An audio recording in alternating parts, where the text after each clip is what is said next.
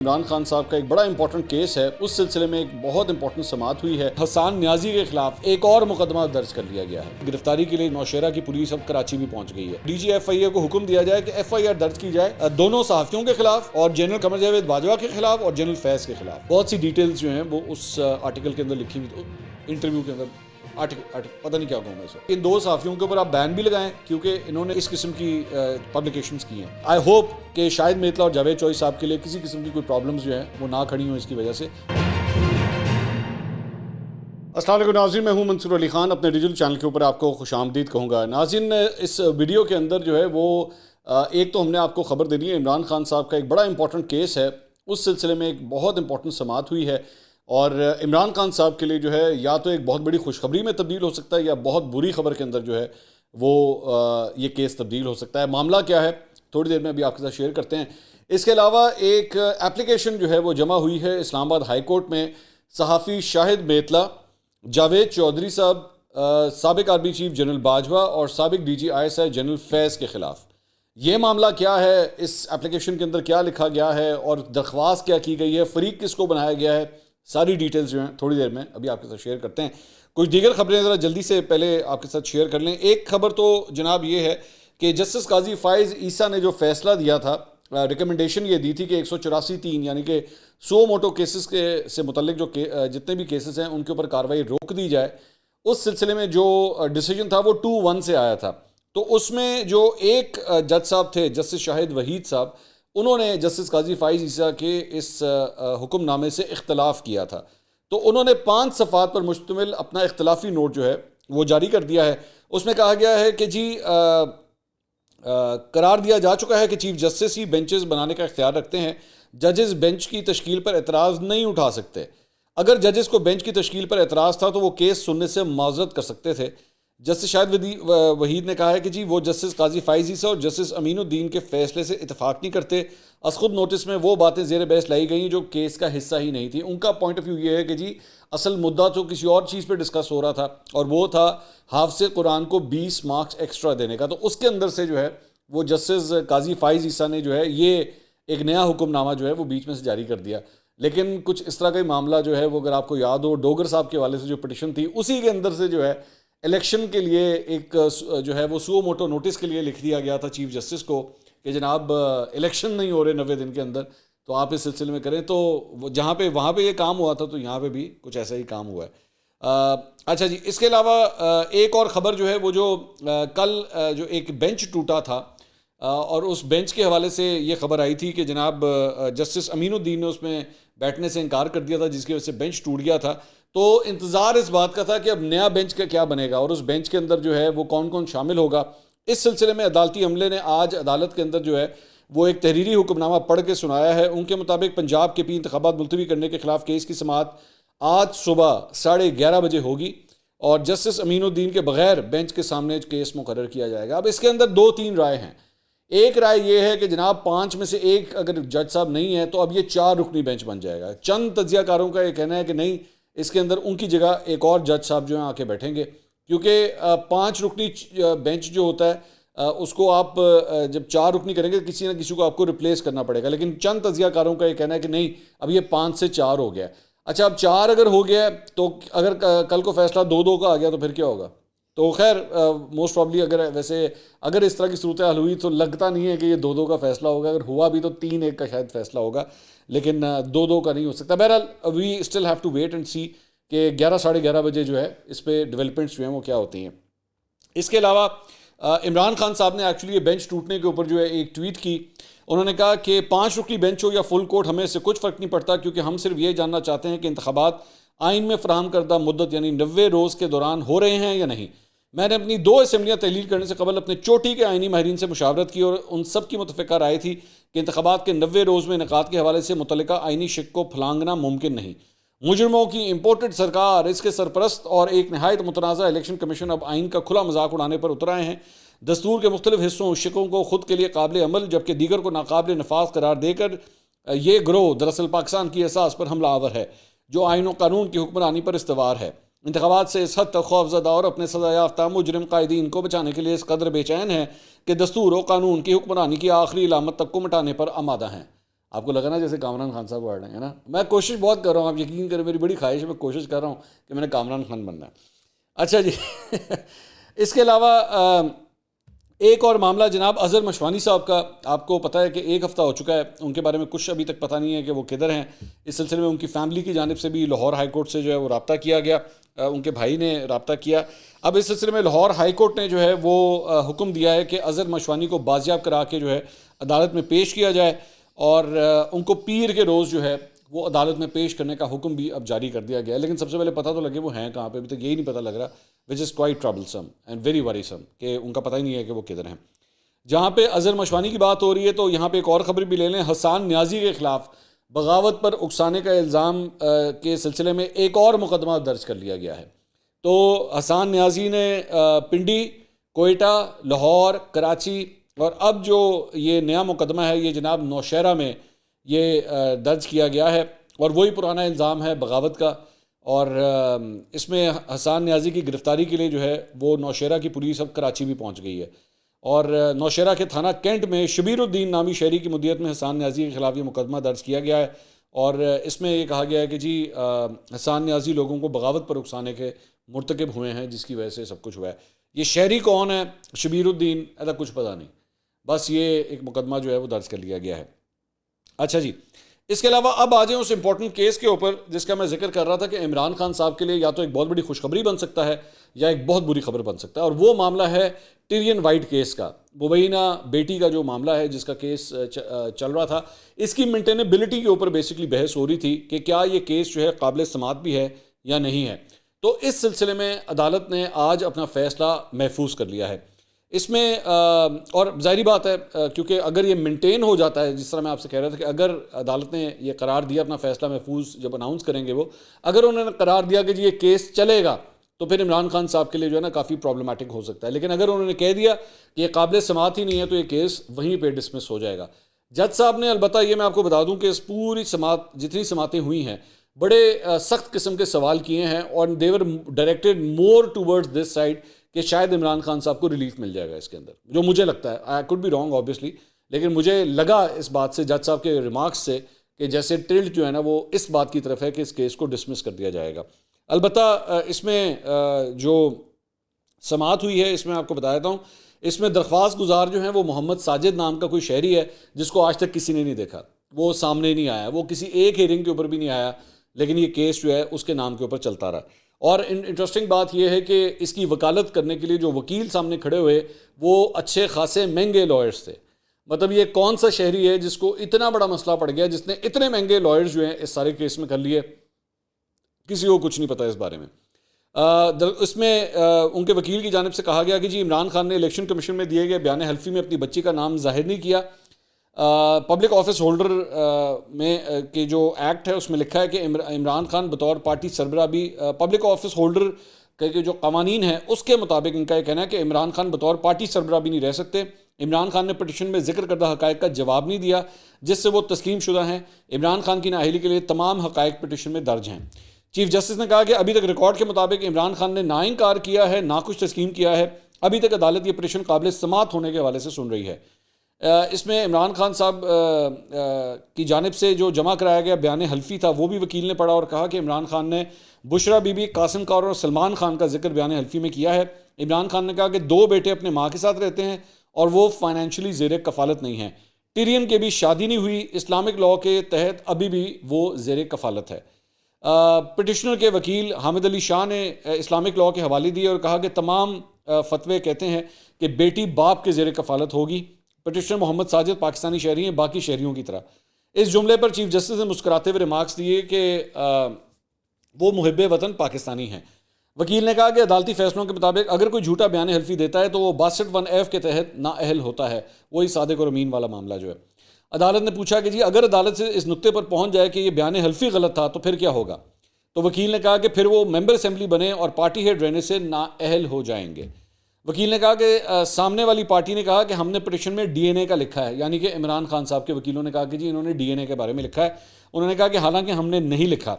انہوں نے کہا کہ ٹیرین امریکہ میں رہتی ہے, حالانکہ ایسا نہیں ہے, ٹیرین اپنے بھائیوں کے ساتھ برطانیہ میں رہتی ہے. عدالت نے پوچھا کہ جی الیکشن کمیشن کا اس حوالے سے کیا موقف ہے. اس پہ الیکشن کمیشن کے وکیل نے کہا کہ ماضی میں عدم ثبوت کی بنا پر اس قسم کی درخواستیں خارج ہو چکی ہیں. چیف جسٹس نے کہا کہ یہ درخواست ہم نے صرف قابل سماعت ہونے تک کی حد تک سنی ہے. اگر قابل سماعت ہوا تو کیس آگے چلے گا اور نہ ہوا تو کیس ختم ہو جائے گا اور پھر اس کے بعد فیصلہ محفوظ کر لیا گیا.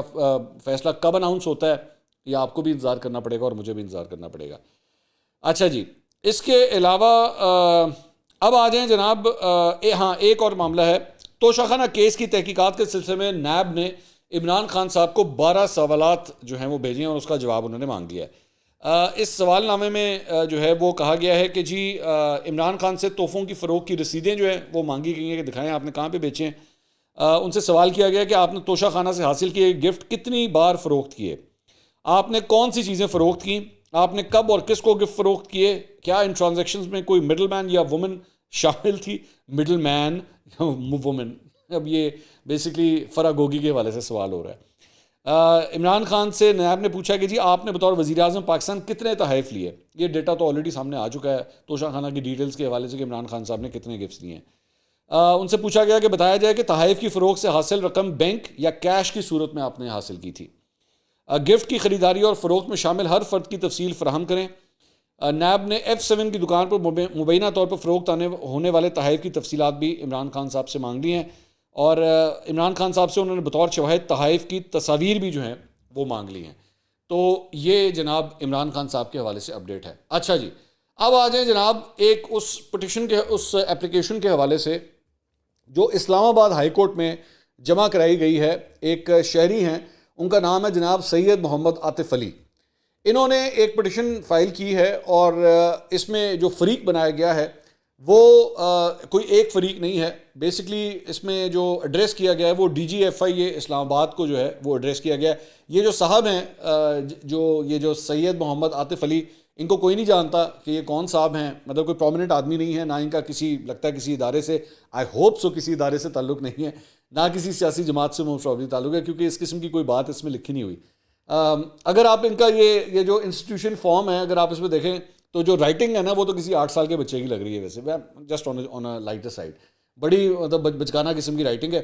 اچھا, اس کے بعد آگے چلیں تو اس میں یہ جو ورسز ہے اس میں DGFI کو بنایا گیا فریق, پیمرا کے چیئرمین کو اس میں فریق بنایا گیا ہے, PTA کے چیئرمین کو فریق بنایا گیا ہے, پریس ایسوسیشن آف پاکستان کے MD کو فریق بنایا گیا ہے, صحافی اینکر پرسن جاوید چودھری صاحب کو اس میں فریق بنایا گیا ہے, شاہد میتلا جن کی سیریز اب تک آئی ہیں ان کو فریق بنایا گیا ہے, جنرل ریٹائرڈ قمر جاوید باجوہ صاحب ان کو فریق بنایا گیا ہے, اور لیفٹیننٹ جنرل ریٹائرڈ فیض حمید ایکس DG ISI ان کو فریق بنایا گیا ہے, اور وفاق کو جو ہے اس کے اندر اسٹیٹ آف پاکستان کو جو ہے وہ فریق بنایا گیا ہے. تو یہ ساری چیزیں اس کے اندر ہیں. اچھا, اب یہ معاملہ کیا ہے, اس میں آگے بڑی انٹرسٹنگ ڈیٹیلز ہیں. اس میں یہ کہتے ہیں کہ میں باقی زیادہ ڈیٹیلز میں نہیں جا رہا, پیج نمبر 2 کے اوپر خاص طور پہ پوائنٹ نمبر 3 جو ہے وہ بڑا امپورٹنٹ ہے. اس میں لکھتے ہیں that respondent number 5 and 6 are journalists. Javed Chaudhry اور شاہد میتلا صاحب کے بارے میں کہہ رہے ہیں, who are active on mass media, print, electronic and social media, and sometimes reporting news shallowly, unfairly and inaccurately, showing that for them only audience and viewership is important, having disregard for the impact of their so-called breaking articles, news segments and in ignorance of their negative input on society. تو یہ directly انہوں نے ان 2 صحافیوں کے اوپر اس قسم کا الزام لگایا.